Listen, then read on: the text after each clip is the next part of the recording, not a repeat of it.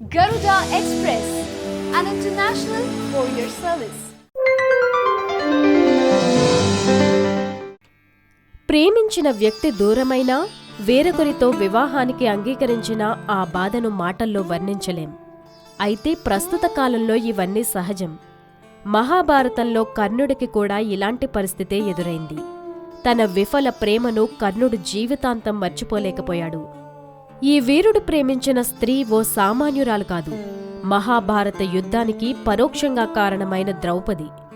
స్వయంవరం సమయంలోనే కర్ణుడి ప్రేమకథ మొదలైంది. తెలివైనవాడు, బలవంతుడు, అందగాడు, ఎదుటివారిపై కరుణ చూపే వ్యక్తి భర్తగా రావాలని ద్రౌపది ఎప్పుడూ కోరుకునేది. ఆమె కోరుకున్న ఈ లక్షణాలన్నీ ఒక్క కర్ణుడికి మాత్రమే ఉన్నాయి. తొలిచూపులో కర్ణుడిని ద్రౌపది ఇష్టపడింది. అయితే స్వయంవరంలో అతడిని తిరస్కరించి అర్జునుడిని వరించింది. ఎందుకంటే రాధేయుడి రాజు కాదు కాబట్టి స్వయంవరంలో పాల్గొనే అర్హత లేదని కృష్ణుడు అంటాడు. దీంతో కర్ణుడు పక్కకు తప్పుకోవాల్సి వస్తుంది. ఈ విషయం మహాభారతం చివరి అంకంలో వెల్లడవుతుంది. కర్ణుడు రాజు కాకపోవడమే ఇక్కడ ప్రధాన విషయం కాదు, ద్రౌపదిని వివాహం చేసుకోవడానికి పాండవులు మాత్రమే అర్హులని కృష్ణుడి అభిప్రాయం. తాను అనుకున్నట్లుగానే అర్జునుడు మత్స్యయంత్రాన్ని ఛేదించి ద్రౌపదిని స్వయంవరంలో గెలుచుకున్నాడు.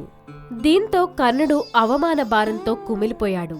ఈ భగ్న ప్రేమికుడు 2 వివాహాలు చేసుకున్నా తన ప్రేమను మాత్రం మర్చిపోలేకపోయాడు. ద్రౌపది స్వయంవరంలో జరిగిన అవమానం నుంచి కర్ణుడు బయటపడాలంటే వివాహమే సరైందని పెంచుకున్న తండ్రి అతిరథుడు భావించాడు. దీంతో వృషాలితో పెళ్లి నిశ్చయించాడు.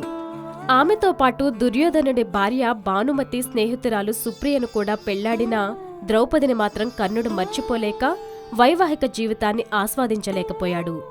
వృషాలి, సుప్రియలకు పుట్టిన పిల్లలు కూడా తండ్రి మనసులోని బాధను దూరం చేయలేకపోయారు. కురుక్షేత్రంలో మరణించే ముందు కర్ణుడు తన మనసులోని బాధను కృష్ణుడికి వెల్లడించాడు. తాను ఓ రథసారథి కొడుకునని అబద్ధం చెప్పి మోసం చేశావని నిందించాడు. కర్ణుడి విషయంలో తాను వ్యవహరించిన తీరుకు కృష్ణుడు బాధపడి అతడికి క్షమాపణలు చెప్పాడు. అరణ్యవాసం సమయంలో కర్ణుడిపై ప్రేమను ద్రౌపది వ్యక్తం చేసిందట.